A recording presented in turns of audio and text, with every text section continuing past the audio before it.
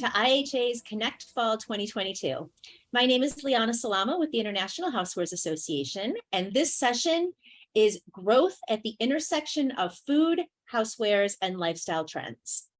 Couple of quick housekeeping notes before we get started. Our speakers will be taking questions at the end of the session. You may go ahead and use the Q&A function down at the bottom of your Zoom window to submit questions at any time during the session. I'll be gathering them on the back end, and I'll come back to moderate some Q&A.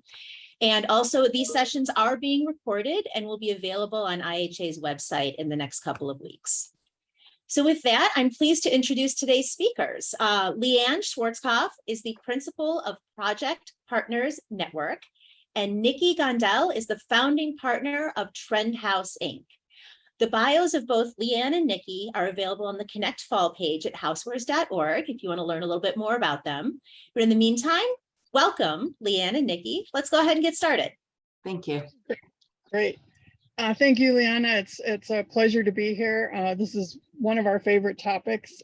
Those of you who have heard me speak at some of these sessions before probably know I love to have a co-presenter, because then we can kind of talk about the big picture, how to connect the dots. So that's what we'll do here today.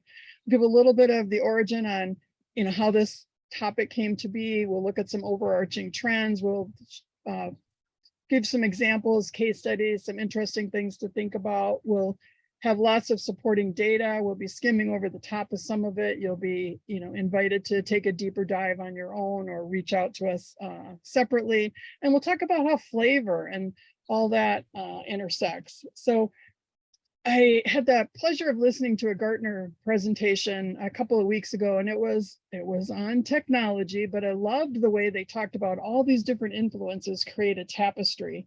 And I got to thinking that when we take a look at lifestyle, food and beverage, economy, what cohorts or generations you're doing, the decor, the life stage, all of those things start to form a pattern, and they start to showcase different trends. And so that was the genesis of the conversation. Typically, I've had the pleasure of presenting with both Tom Mirable and Michelle Lamb, but in order to mix things up, I reached out to Nicki Gondell, who I've known for decades, and we started talking about how does this impact home and housewares, and ultimately came in with the idea that it really affects everything.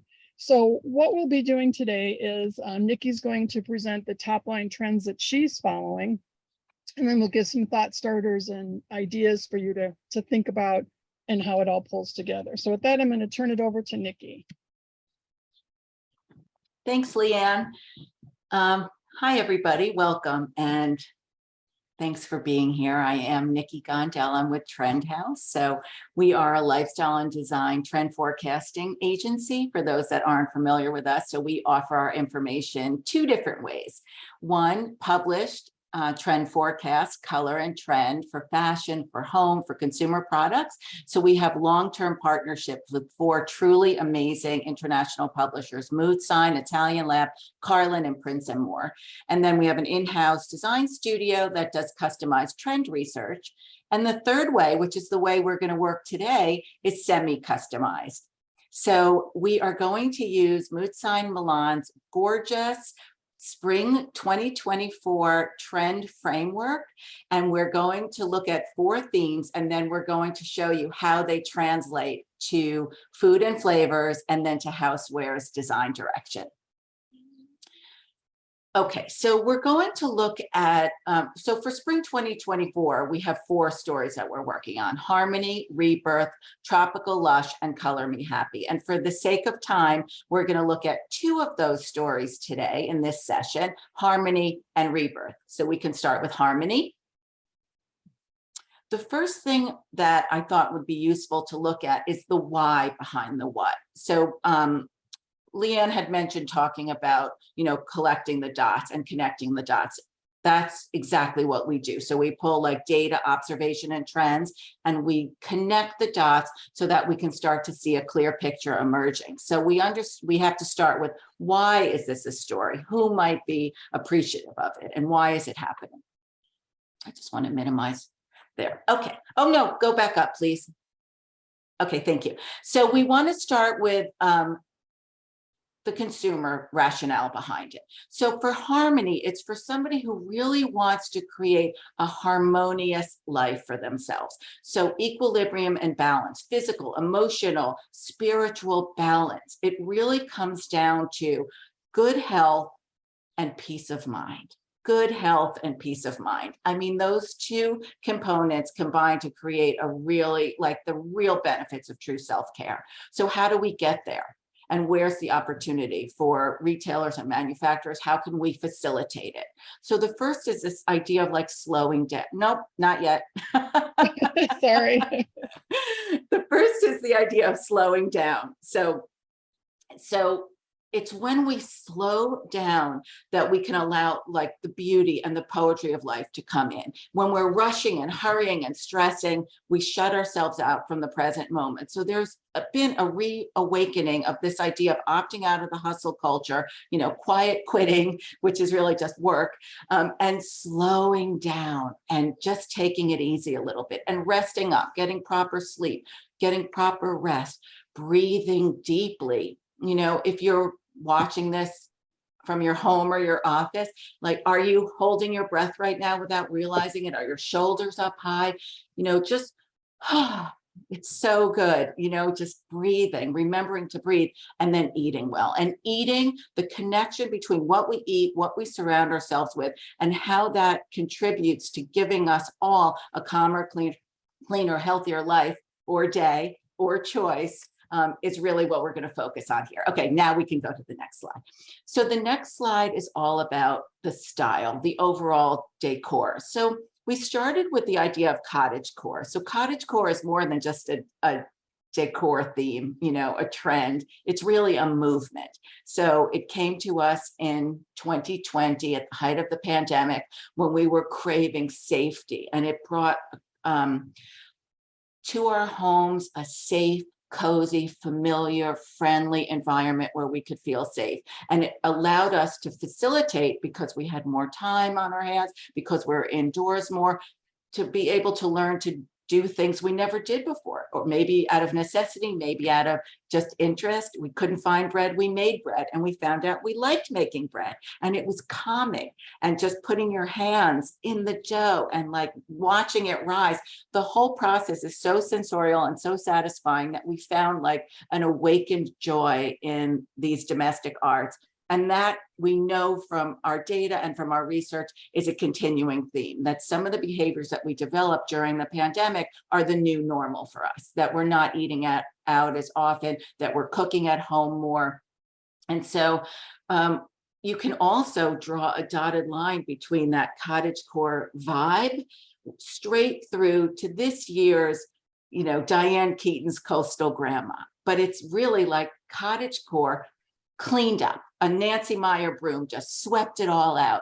So we still maintain everything we loved about it. Relaxed, welcoming, indoor, outdoor living, sweet nostalgia, personalized touches. So it's cozy minus the clutter. So maybe our formerly white cabinets now have, you know, a calming shade of seafoam green, which is calming and nostalgic at the same time. The knobs might be a little mismatched, but there's plenty of room to explore and to have guests over and to really just create a welcoming environment. So if we go to the next slide, we can look at the color palette. So this is brought to us by Mood Sign Milan, and their color palette tastes fresh and clean. So fresh and clean are our guiding stars here. So color borrowed from spring. And the thing I also love about the spring palette, it's botanical, it's fragrant, it's warm, it has your beautiful sky blues and your golden wheats, your berry colors, but it's also muted enough that it can be a really nice trans-seasonal palette. And more importantly, it's so easy to live with,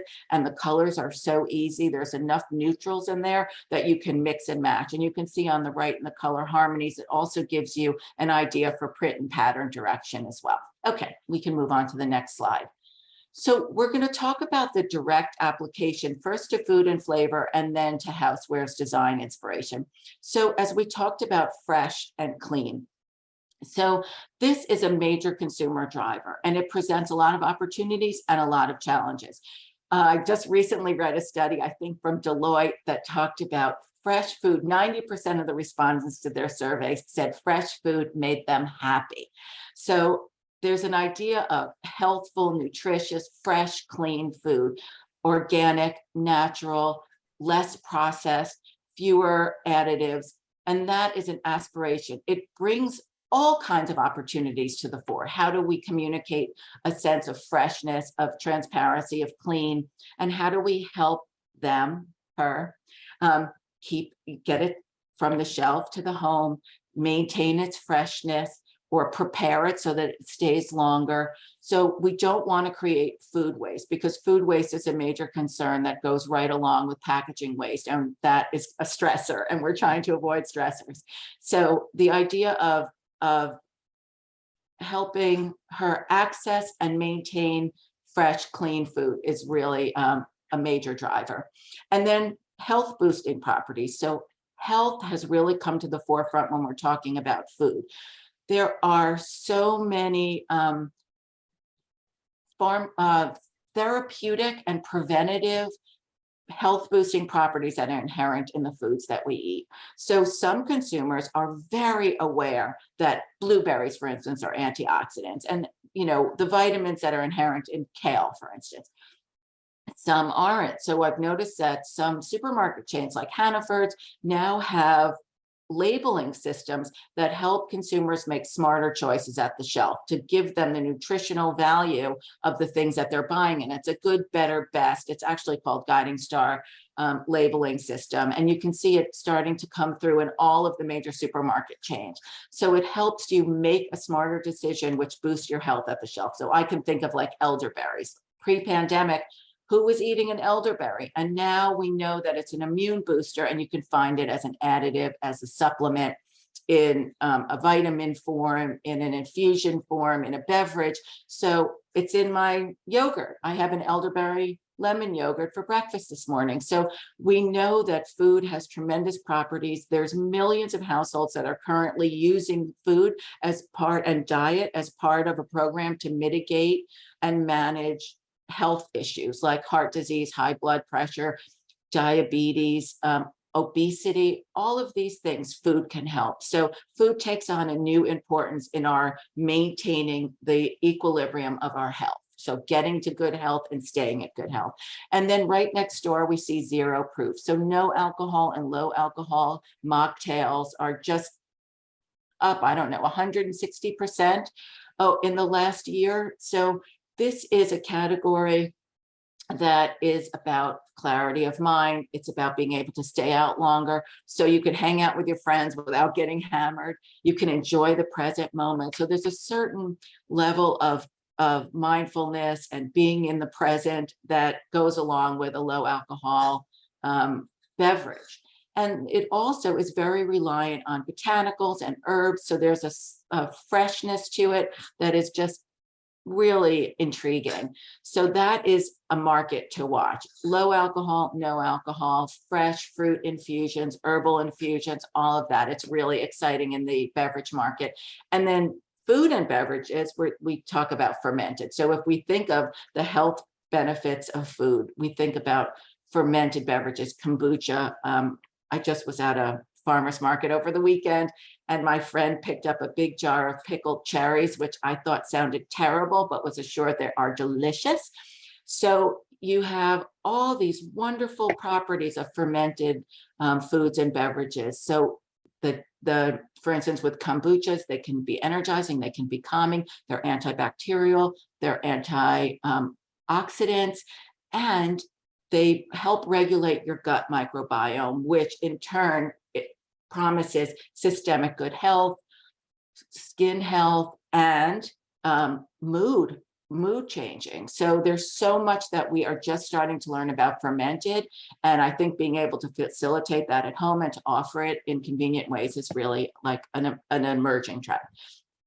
And then on the bottom row, we have our backyard edibles. So this slide is an ode to the lowly weed. So here we have been spending so much time in our backyards and overlooking all of these delicious things that are right in front of us, that are delicious, nutritious, and in most cases, beautiful too. So like nettle and sorrel and dandelions, and all of these things have more nutrients per leaf than kale. And they're only starting to be explored. So this isn't about weed, but actually weeds.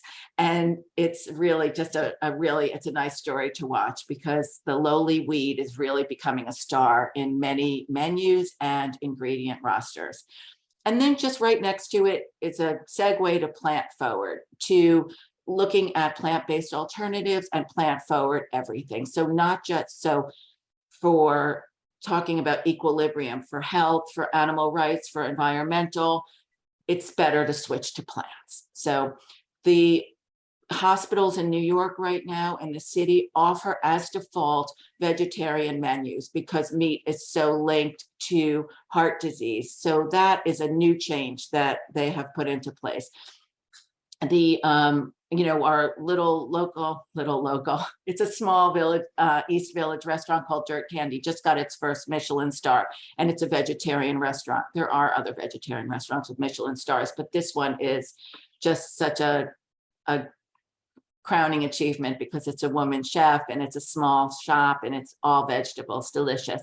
So what we're seeing is that veganized versions of all classics and becoming more healthy and less processed, the meat substitutes. And next on the horizon is seafood substitutes, plant-based seafood. So that is something to watch. And then the next slide speaks to the idea of creative casual. And we have the butter board, and Leigh Ann's going to talk to you about butter boards, and it's a phenomenon, a TikTok phenomenon. But I love the slide because it's something that is so easy. We talk about how it's manifesting itself and how fast the trend travels and morphs and evolves. And one of the reasons I think it even came about in the first place is because it's just so easy and it's so customizable and personalizable. So I love, this is one of the original ones. It's just on a charcuterie board or cutting board. You spread the butter and you chop your own botanicals and herbs on it. And it's something that you made that's special. The flavors are fresh and green, and the presentation is so casual. And then just closing out the whole thing with the flavor profile of green and herbaceous for infusions, for olive oils, for food, for beverages. It's really on the rise. Okay, we can move to the next slide. And this is the design inspiration. So we know we were talking about in the decor slide and in the lifestyle, welcoming and relaxed. That's about harmony. That's about equilibrium. And I think, a lot of the design inspiration here is going to come from how do we facilitate a welcome, relaxed meal experience, entertaining experience, getting dinner to the table experience, cocktails experience. How do we make it? So one of the ways is all these great hacks like sheet pans. You can make pancakes in sheet pans now. You can make sheet cake pancakes. So instead of standing over the griddle, you just make it all at once. You customize it however you want, and you serve it to your brunch crowd. And it's just so much easier. So the reason things like sheet cakes are trending up right now is because it's just a sweet, easy hack. And also a lot of it is just about a permission to not be perfect, for things to be a little bit off center, a little handmade, a little homemade, easy to clean, easy to wash, just keep it simple and take some of the perfection expectation off of your shoulders. And then of course we have the teacup, and I know it's so cliche to use the teacup, but I can't help myself because they are so charming and so sweet, and they're historical and they're lovely. And I love the idea of using something precious in a very casual way, in a mixed matched fun way that manages to match but really doesn't. And also about tea. And so tea, which has been a symbol of emotional comfort in the UK forever, becomes that here. So in the States, we are usually drinking our tea iced, but Pinterest is forecasting that afternoon tea is going to be the new happy hour, that the tea aisles are showing so many new botanical combinations and new flavors, that there's just so many caffeinated and decaffeinated varieties to choose from. So it's exciting and it's fun and it's familiar, and it's just a really nice way of gathering. The next slide is about sweet, simple, nostalgic. I think I grabbed this off the Maison Objet website, but I just love the vintage tin, the pressed tin. It's so simple. It's so pretty. It's simple ingredients, easy to bake, easy to make, and it's just a sure crowd pleaser and it looks nice on every table. Whether you're a contemporary farmhouse, cottage, even a boho, it's just a great all-purpose piece. And then just talking about charm and originality, how do we create an emotional connection to quotidian objects, to commodity products? And that is with charm, that is with color, and that is with details like a scalloped edge, a heart shape, a color palette that is unusual and unexpected, something that really makes you just, oh, so cute. So I definitely feel for that. There's kind of a vintage sensibility that's really cute and sweet and original there. And then on the bottom row, just how do we make it easy? This is a more pragmatic approach to the story, less emotional, but it's really, this is a set of serving dishes that go from the refrigerator to the microwave to the table, back to the refrigerator, put the cover on in the fridge, stack them in your cupboard so they're easy to store. So from every which way, they're easy and versatile, and they just take some of the stress out of entertaining.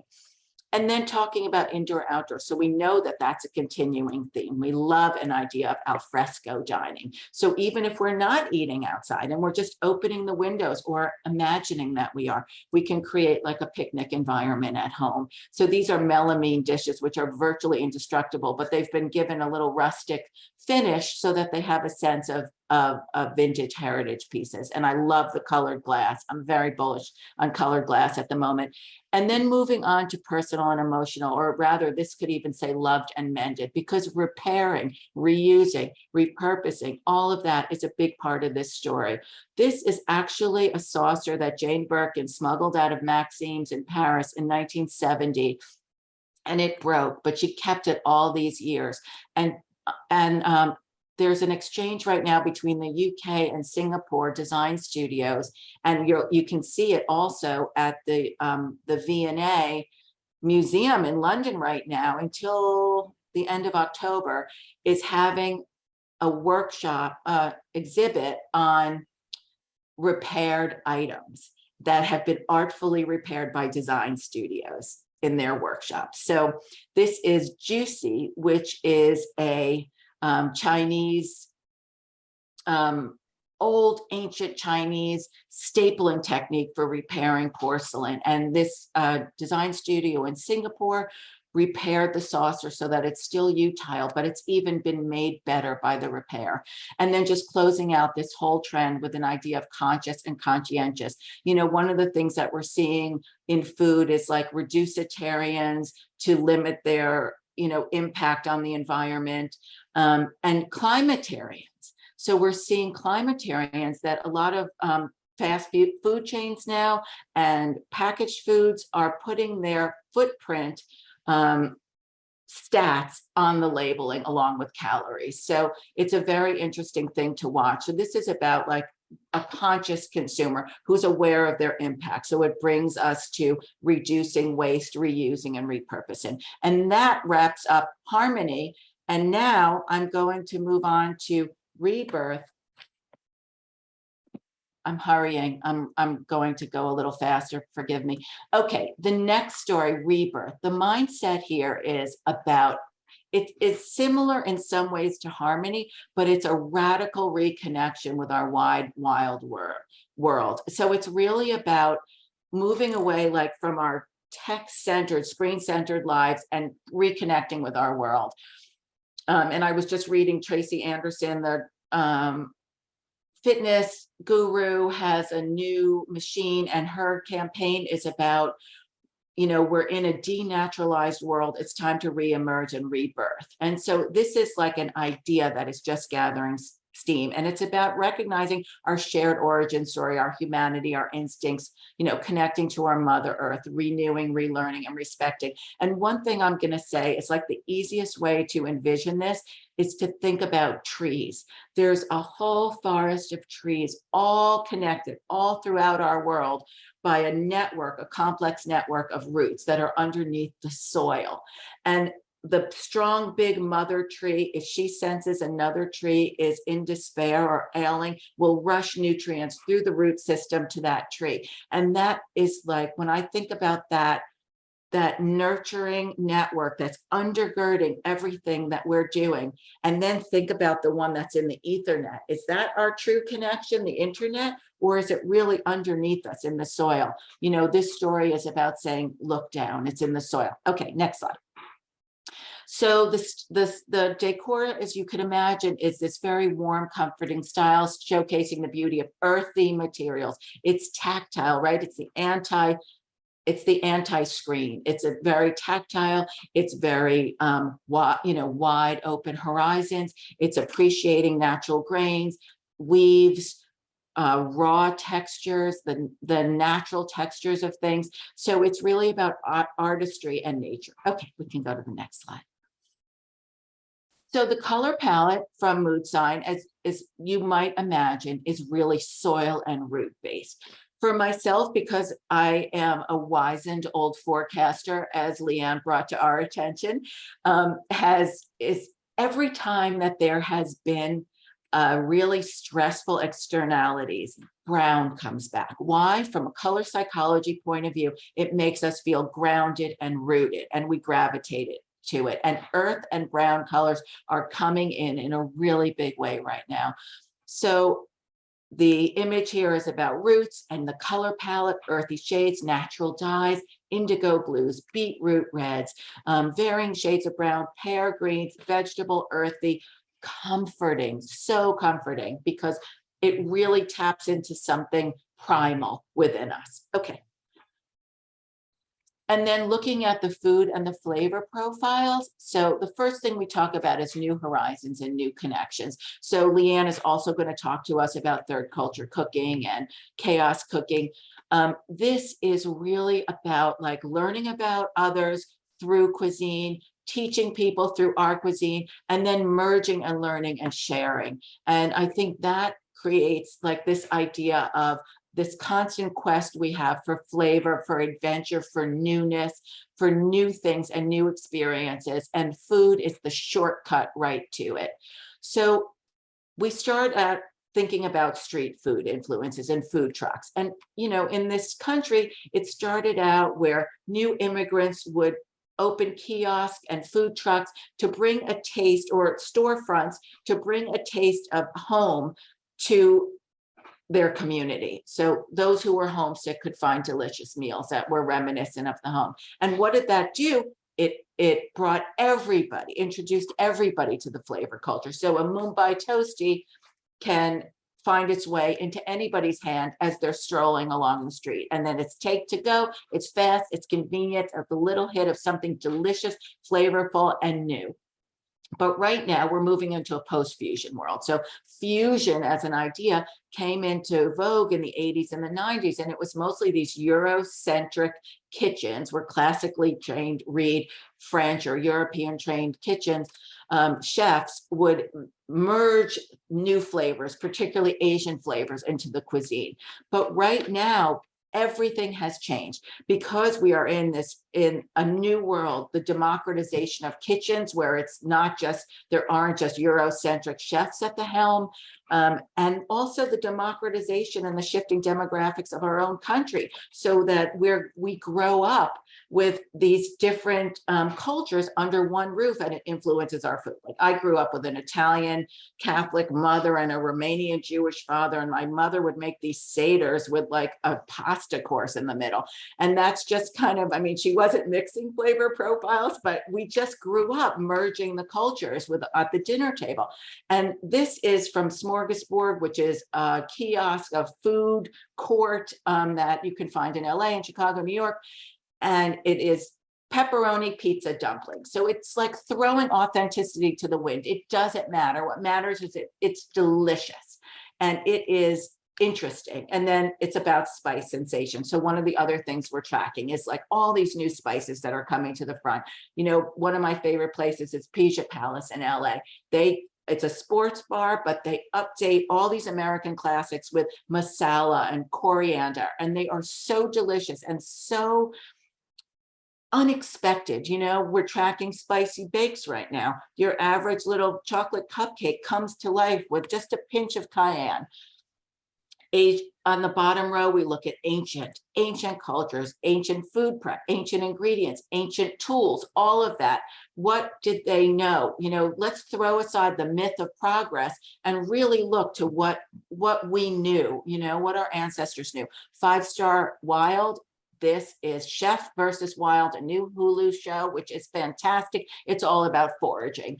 And you have top chefs going out into the forest and foraging all the ingredients they need and preparing them to make a 5-star meal, then plating it and serving it. It is so it's more than a survival show. It's like a delicious, thriving adventure series. And then foraging and mushrooms are having a moment, and not just because of their umami. I really think it also taps into our origin story. You know, mycelium, mushrooms undergird everything.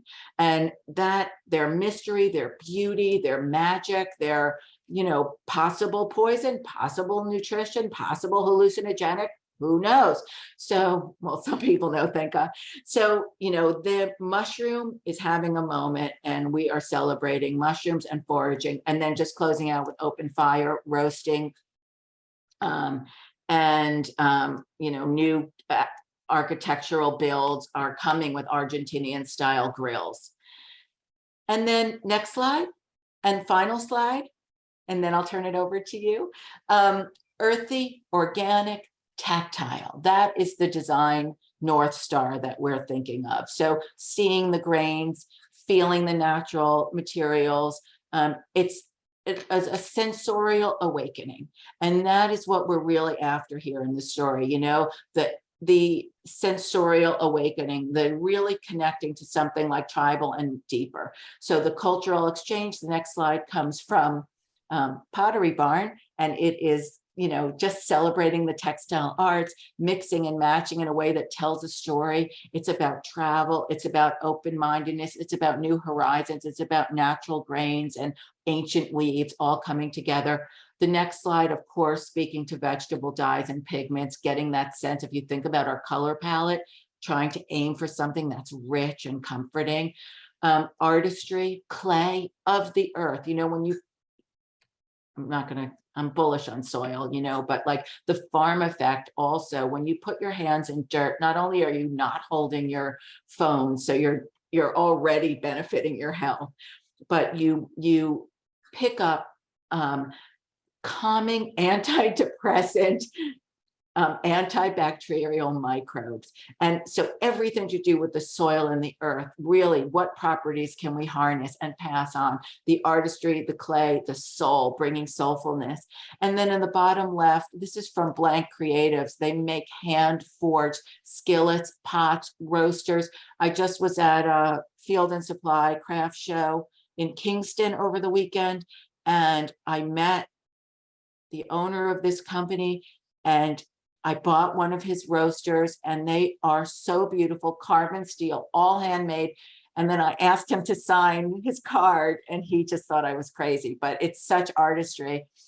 And then ancient techniques, shibori, tie-dye, batiking, all of those coming back in, and then just our root system. And you can see our beloved root system, how tiny we are compared to this vast network that connects us all, and just reminding us, woven, knotted, linked as a theme for creating and being. And then just lastly, sharing, learning, exploring. So sharing, what plates, what pots, what ingredients can we do to share and learn and accept each other. And that is the end of my presentation. That was amazing. I just love listening to you talk, Nicki. And, you know, some of the words that I collected were like earth, connectivity, happy, values, soul, consciousness, roots. And you know, so what the next piece of this presentation will be is pulling together those big ideas with some data points and examples that we think tie it all together. So first, I love that we talked about tea, and you're seeing things like the Republic of Tea having the Advent calendar, but you're also seeing how tea is represented for almost every lifestyle, with infusers that can do everything but calm and relax and have a ritual quality to them, to something that's really fun and just puts a smile on your face. Data Central came out with, keeping on the happy thing, Data Central came out with some new information talking about the percentage of people who are cooking at home, what they're doing. You know, 46% of people watch TV during their last meal, which is a little bit kind of odd when you think about the ritual of eating and disconnecting, but it speaks to that. I want to escape. But the thing that really inspired me was the last bullet here, where 65% of people enjoyed their last at-home meal, and the most enjoyment came from people who prepared it. And I thought that was just a really great data point to tie into, you know, that whole happiness and sense of soul and spirit, that there's a true joy to the ritual. Other data here is, you know, which generations are making parts in some of the meal. And I think that's something great for the housewares industry to think about. It doesn't have to be all or nothing. It can be, what can you offer a consumer who's making part of the meal to still make it special in their own. I love watching what Viva Terra does. This again is this whole green living and connecting to the environment and the earth. Everything from storage and organization, like the slide in the middle with the fold up wine bottle and liquor storage cabinet, to the beautiful wood and textured tin storage areas. And thinking about storage, you know, everything from knives to your wine corks and stuff, but organization continues to be one of the biggest concerns for people. Taste of Home recently did something, and I think Tom talked about this yesterday, but 76% of the people in their study talked about having better kitchen organization is important to them. You see bloggers and articles around how to help save money. So if you store things better, you can find them when you need them. And it just gives you a sense of calm when things are put away. So tying in storage and organization with whatever your product line is and the story you tell to your retailers and your consumers is really important. Building on that, as Nicki mentioned, food waste is something that everybody's concerned about. NPD released some data just a couple of days ago that the average household wastes $1,800 worth of food each year. And I think that weighs on our collective consciousness and just as good people, but it also weighs on your pocketbook. I mean, in an environment where people are looking to save money, finding better ways to store is an important thing. Love this idea when you're thinking about, again, storing and organization. I mean, everybody, you know, people are interested in composting. I really don't know how to do it, what to do it. I'm worried about the smell or whatever. You've got products like Lomi where you can put your things in, and I think it's like 4 hours later, you'll come out with actual soil that you can throw into your potted plants or things like that. So again, reconnecting you to the earth, making you feel good. And it's actually a beautifully designed product. Thinking again to that relaxation or that calming thing, and that everything from the ritual to the organization, you've got taking it to a whole nother level. You've got devices that are doing that, like the sand art, so you can watch it, and it's very soothing, and it provides it provides not only some kind of an entertainment at home, but it gives you something to focus on when you're meditating. And we're seeing things like that are probably going to continue to rise. And when you're talking about content in these kind of things, making sure that it's simple, non-intimidating instructions, that you have checklists for shopping and steps to completion, and that will reinforce that whole sense of calm and nurturing. Another area that is important to consumers, as not only Nicki mentioned earlier, but I know it was a big discussion point in the sessions yesterday, was the growth of the resale economy. So if you haven't looked at some of the reports from Mercari or Cherish, I encourage you to do. But the idea of value and selection and kindness to the planet are messages that come all the way through. You know, with $580 billion worth of product sitting unused and people trying to figure out what to do with them, and an economy where it's more and more acceptable to purchase secondhand items. I think that you see both male and female are looking to do it, or are looking to do that. And, you know, every age segment Clearly, it's highest among the younger, and that could be a price point issue, but I think it's more than that. It's a philosophical issue, and that does spill into the older generations as well. Here you see the resale market is expected by this report to reach $221 billion, which is a $90 billion increase. So that's a huge piece. And with over a third of people buying secondhand furniture and homewares in the last year, it's something you really have to address how your industry is going to do it. And it's not just people with a vested interest in resale that are talking about it. CNN is talking about it. You also see Allied Market Research talking about the size of the industry. You've got Washington Post and Forbes talking about how resale and vintage are not only helping supply chain, but offering opportunities for people to purchase and feel good about what they're doing. As I mentioned before, tremendous acceptance across the generations. I wanted to show this a second time because I think we sometimes think it's a young person's belief, but it really truly transcends everywhere. A couple of months ago, I took a look at what some of the big retailers are doing in this space, and both Nordstrom's and Williams-Sonoma were doing tests and refurbishing.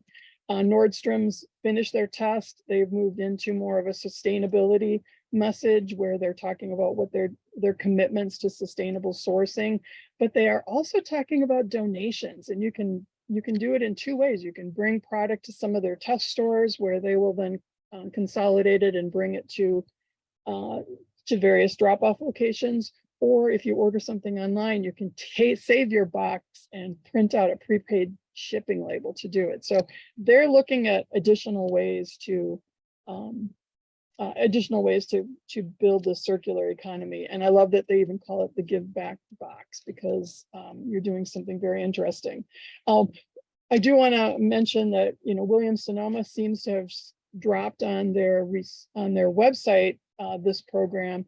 But last year we were looking at something they were doing in store where you could bring your gently used housewares items and they would find a home for it either in a resale shop or at a not a shelter, but a place where people can go if they are looking to stock a household. Walmart a couple of months ago was working out the kinks. Again, I think Tom showed the slide. He and I collaborated on some of this research, and they had these kinks where the restored version was actually more expensive than the new version. But I think they've worked that out. They're talking about their program. Forbes is talking about their program, and they've expanded it. So you can see a tremendous amount of product being offered in the home and housewares area. Goodwill has also always been a treasure hunt of a place for people that aspire to, repurpose and reuse products.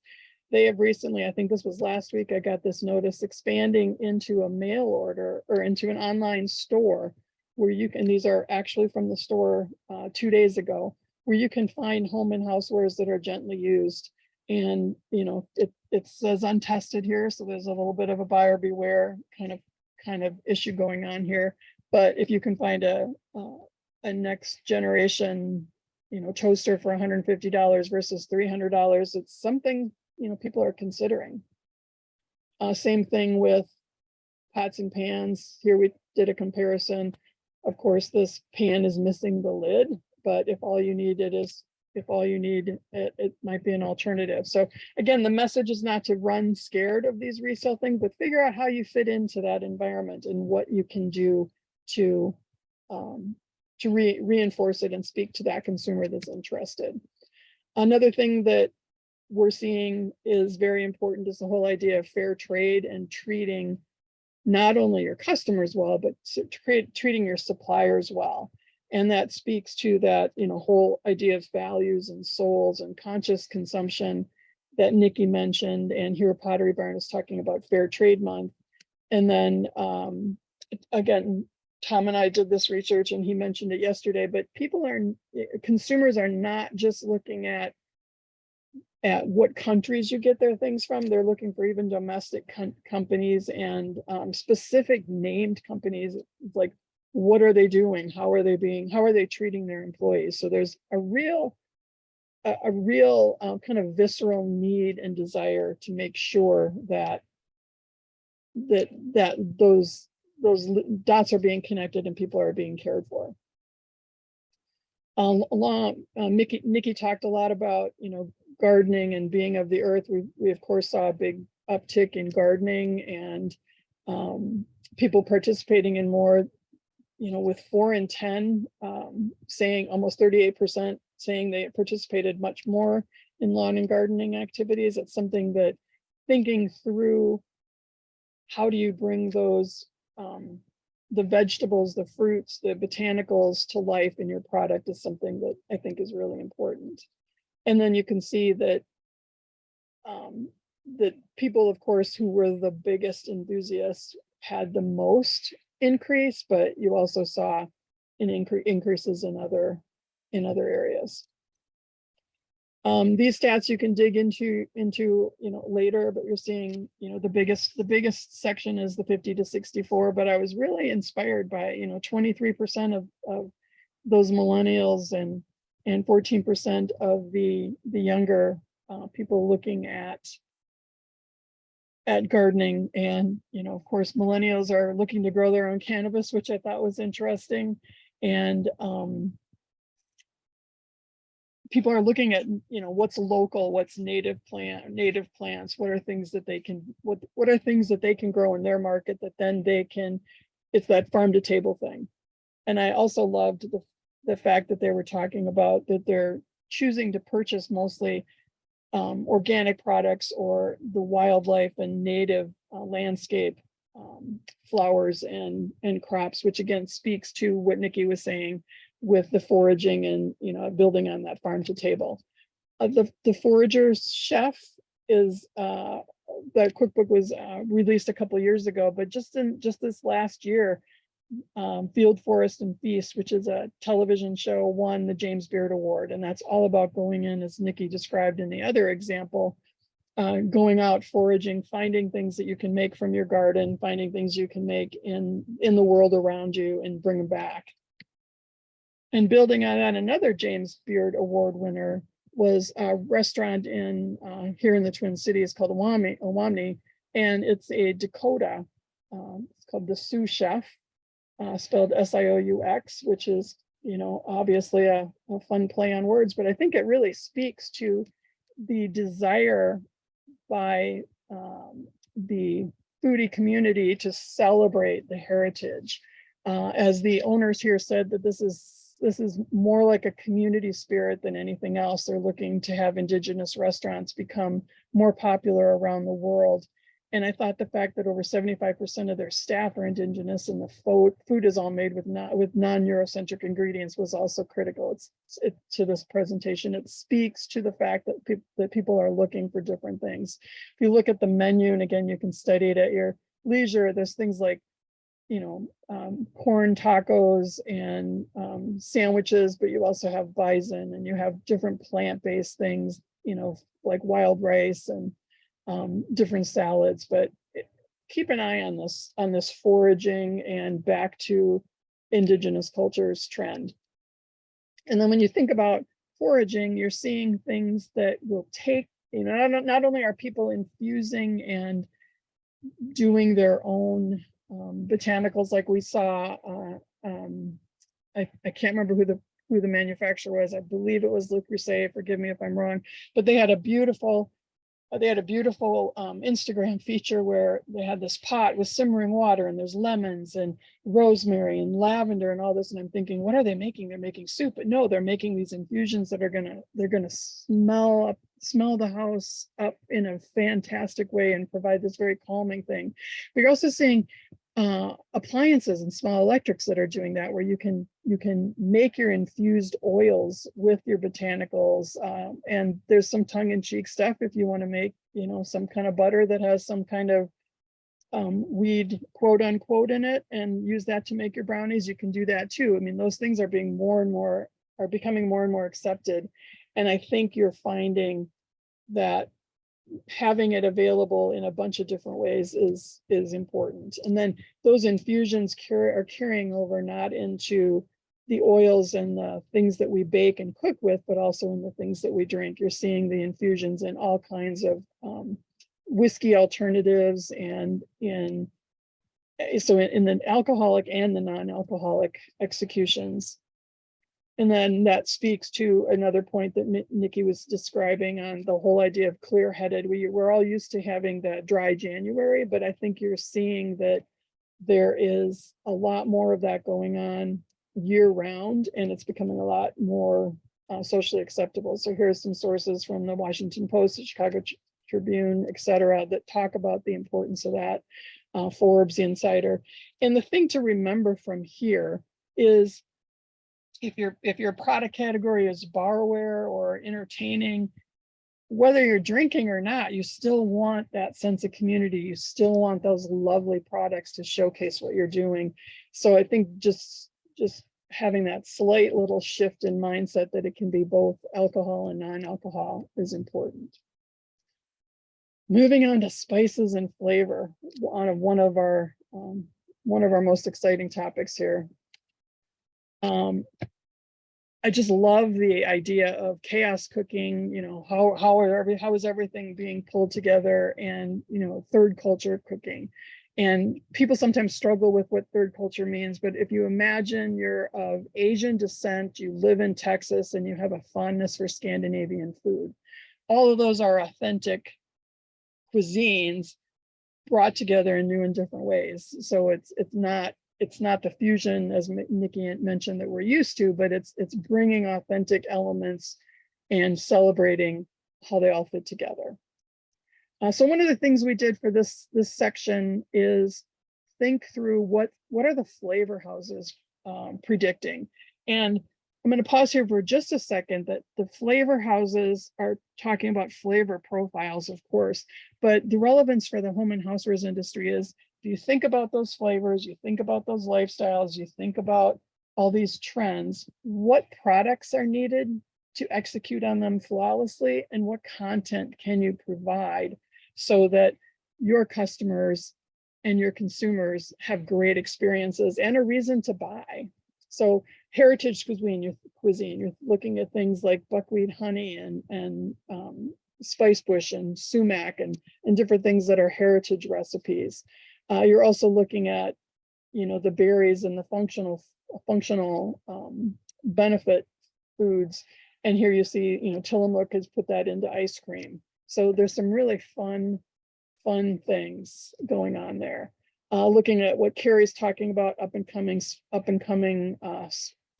flavor profiles. You've got not only different kinds of cuisine, but you also have different kinds of flavors. So looking at everything from Chinese to Korean to Indian to one of the forecasts I just read talked about West African is going to be really big and important going forward. Then we're looking at the ingredients. And again, think about what Nicki was saying. It's like coming from the earth. It's bringing you back to nature in new and different ways. So these are some of the flavors that we think are important for the housewares industry. And then if you're in beverages, they've done the same thing. So I encourage you to look at the Carrie charts, and you can see, what they're doing related to the kind of product category you're interested in. Pausing here for a second, sometimes we think about specialty food consumers and people who are doing, using elaborate spices as something that is very, very unique and different. It's not. 84% of online shoppers are buying things from the specialty food thing. It's spread across all the different age demographics. And then if you look here at the bottom, certainly you had a big bump in 2020 of people cooking from scratch, and it went down, but now it's going back up. And you see in some areas like that, partially cooking and having stuff delivered, that this is the highest it's been in the last few years. So something to watch. People are looking to experiment. They're trying new tools and techniques. I think these numbers are kind of astonishing when you think about, the numbers for millennials, strongly agreeing with the want to do that. And then that takes me into, we're going to briefly go through some social media stuff. We talked about escaping from some of the tenets of the ritual and the harmony the rebirth and the harmony are about escaping your screens, but we can't ignore them. I mean, people are spending roughly 40% of their waking life online. This is what's happening every minute online. So again, study these charts at your leisure. But we wanted to lay a foundation that people are looking at social media, 77% looking at social media for ideas when they're researching different things on brands, and 69% are inspired to buy from what they're seeing on social media. So you cannot afford to ignore that. So you have to make your content right for the lifestyle, and you can't ignore where you put your content. Cassandra and Y Pulse both talk about, Gen Z and millennials, and in both instances, food experimentation in food, where they're finding their inspiration is coming from online. But an interesting thing, it's not just about taste and calories, it's about morality, nutrition, and mental health. Going back to what Nicki was saying. This kind of reinforces this, but this is from a different source, talking about kitchen fatigue is not set in. Among young cooks, they're actually more excited than ever. And boomers and Gen X are still continuing to cook, and they're looking online also to find different inspiration and resources. I thought this was a really interesting slide to stop on. Remember, we talked earlier about the need for simple ingredients with simple recipes with few ingredients and steps. That was the top ranking. And then seasonal, the same thing. So think about providing seasonal and simplistic.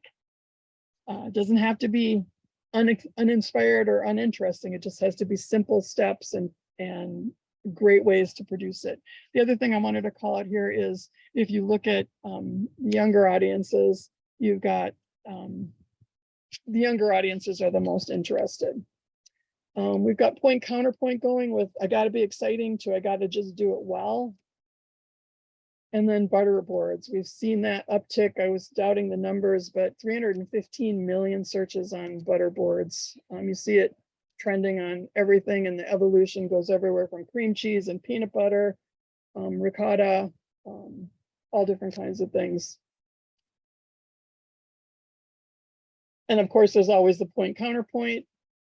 Everybody loves it, but then now it's no longer cool because it's so mainstream. Is it safe? I don't know.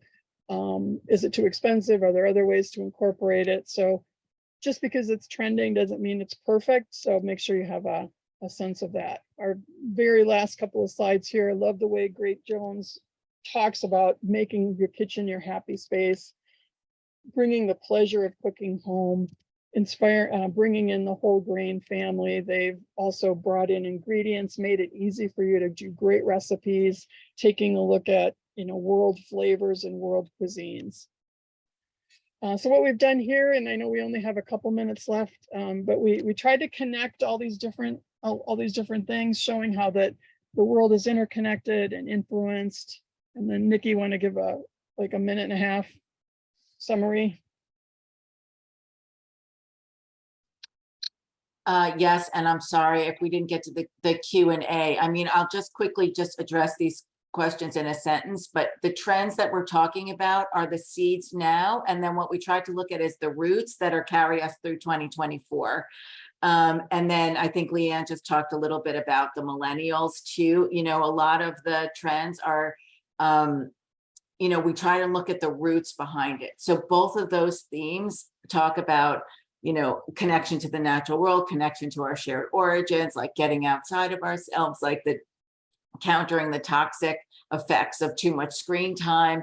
So all of those are common threads that are going to consistently evolve through time. So the think about like the millennials and the coastal grandmother trend, it's like, it speaks to them because it was like a strong woman and a homemaker, like the kind of the chill vibe is really what resonated. So, it's the homemaking thing. It's just a whole new generation, as you saw in Leigh Ann's presentation. So I think both of those two trends are really valid. And you can see like with the butter boards that they're already like become mainstream, but the idea of them, the easy communal thing, the next iteration of the butterboard, it's why is the butterboard important more than the butterboard? I hope that sort of answers the questions in 2 seconds.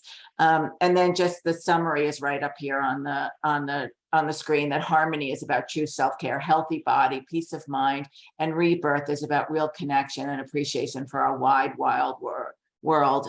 Don't say that 3 times fast. And you can see all the buzzwords underneath it that can be served as inspiration when you're developing your products. Great. And we've, tried to support a lot of these ideas with data and new products. And we want to leave you with 2 quotes, one from the Specialty Food Association with their research that was published just this week. People continue to care more about what they eat, how it's made, where it comes from, and how it impacts their local and global communities. And then I love this quote from the Wall Street Journal also in the last couple of days. Consumers are not just buying products, they're buying something that could be an extension of their identity and of the culture they believe in. So you cannot separate lifestyle, food, and flavor. Thank you for your time. And Liana, I know we're at time, but we are. Nicki, I want to thank you for jumping in and kind of fielding some of those questions that came up. Overall, everything that I saw in the questions were really focused on those 2 pieces, right? The timing, longevity of the things that we're talking about today, and then kind of, is there any kind of generational split in where people are gravitating towards? So thank you for going ahead and handling that. With that, I think we'll go ahead and wrap it up. This concludes Growth at the Intersection of Food, Housewares, and Lifestyle Trends. I'd like to thank Leigh Ann Schwarzkopf and Nicki Gondell for their unique insights. This was a really fun presentation, you guys. I love listening to this kind of stuff.